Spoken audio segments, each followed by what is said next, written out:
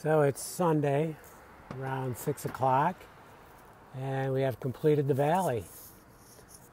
And I should be holding water. It's going to rain the next 2 days, so just in time. Now we need to come over here yet. We didn't get that, so we're not done, but just wanted to update you on that. And we started scraping up there. I'll take you up. Basically, we're starting to scrape the tar or the roof coating. You can see it's right along through here, dripped down over the edge. I scraped these already, so I'm going to continue scraping. It's hard work, but real good workout.